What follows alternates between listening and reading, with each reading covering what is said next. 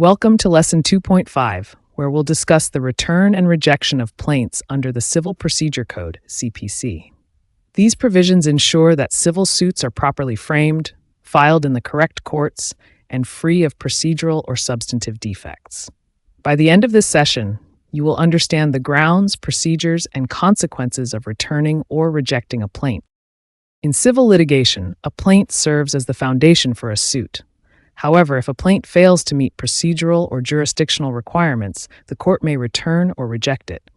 These provisions, under Order 7 of the CPC, aim to ensure proper filing and compliance with legal standards. Return of plaint legal provision. Under Order 7, Rule 10 of the CPC, a plaint may be returned if the court lacks jurisdiction, be it territorial, pecuniary, or subject matter jurisdiction. Grounds for return of plaint. The main grounds include lack of jurisdiction. If the court lacks jurisdiction to entertain the suit.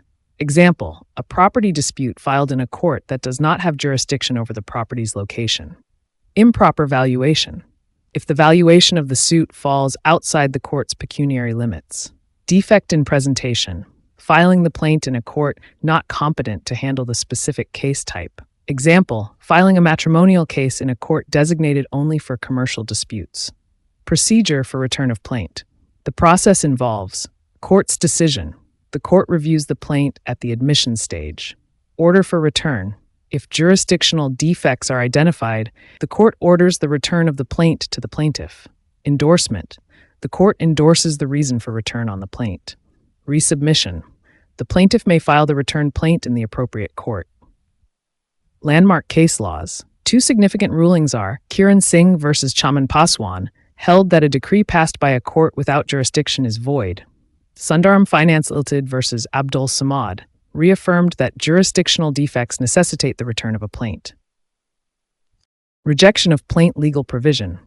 Under Order 7, Rule 11 of the CPC, a plaint can be rejected for procedural or substantive defects. Grounds for rejection of plaint.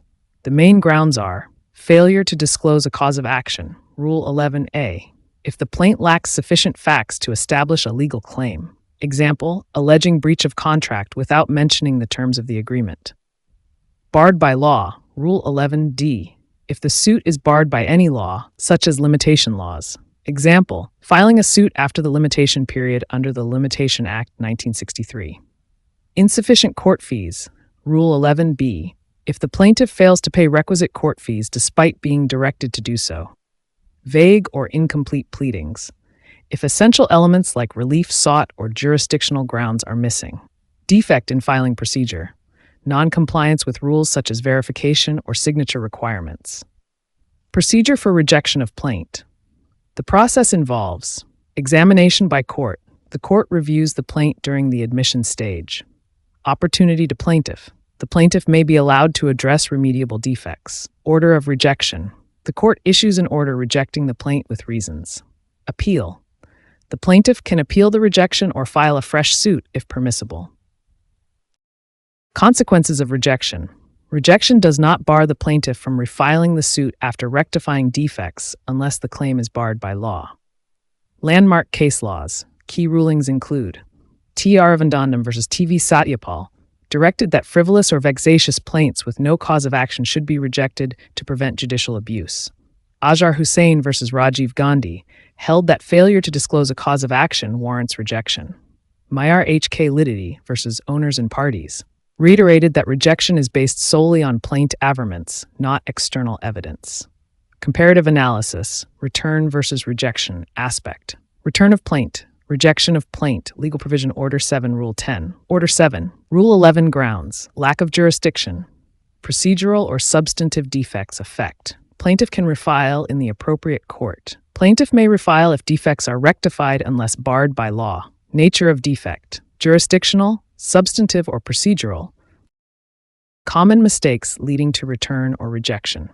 Here are common errors and ways to avoid them. Improper jurisdictional basis. Verify territorial and pecuniary jurisdiction before filing. Failure to include cause of action. Clearly outline facts that establish the claim. Non-payment of court fees. Ensure requisite court fees are paid at the time of filing. Barred by law. Check limitation periods and other legal restrictions. Conclusion.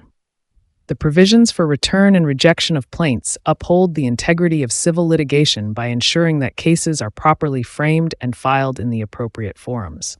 These mechanisms save judicial resources and prevent improperly filed or defective suits from proceeding to trial. Thank you for joining this session. In our next lesson, we'll explore the role of documents in civil procedure, focusing on their production, marking, and admissibility. See you in the next lecture. Don't forget to subscribe to our channel for more valuable legal insights and updates. youtube.com/ProLegalMinds. If you have any legal questions or need assistance, visit us at prolegalminds.com to connect with our expert team. We're here to help you navigate the complexities of the law with confidence.